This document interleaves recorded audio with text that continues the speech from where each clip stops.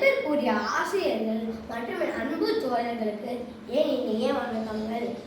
என் பெயர் அனிக் சப்ரான். நான் 4ஆம் வகுப்பு பிரிவில் படித்து வருகிறேன். நான் இங்கு பேசவிருக்கும் தலைப்பு எனக்கு பிடித்த நூல். எனக்கு மிகவும் பிடித்த நூல் திருக்குறள்.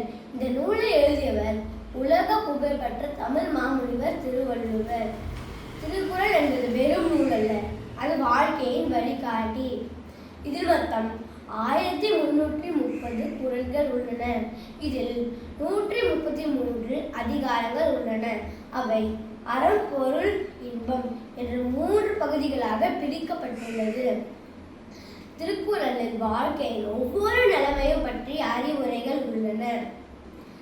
அன்பு, கல்வி, நட்பு, நியாயம், அரசியல், குடும்பம் போன்றவற்றை எளிய சொற்களில் கூறுகிறது திருக்குறள்.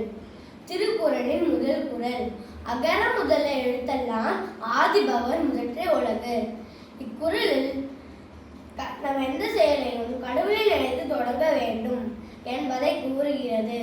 அதேபோல் கற்க கசடர கற்பவை கற்ற பெண் இருக்க அதற்கு தக. இக்குறளில் வாசிப்பது மட்டும் போதாது, கற்றதை வாழ்வில் நடைமுறைப்படுத்த வேண்டும். அறிவும் நன்னடத்தையும் சேரும் போதுதான் ஒரு மனிதன் உண்மையானவராக மாறுகிறார் என்று திருவள்ளுவர் கூறுகிறார். திருக்குறள் எந்த மதத்தையும் சாராதது. அது மனித நேயத்தை கற்பிக்கும் உலக பொதுநூல். ஏனெனில் அது 70க்கும் மேற்பட்ட மொழிகளில் மொழிபெயர்க்கப்பட்டுள்ளது.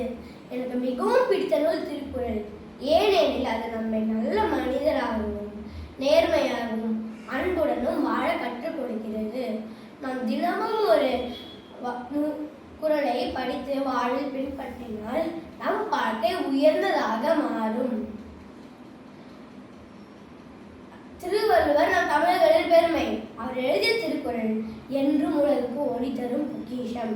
இத்துடன் நான் என் உரையை முடித்துக் கொள்கிறேன். நன்றி, வணக்கம்.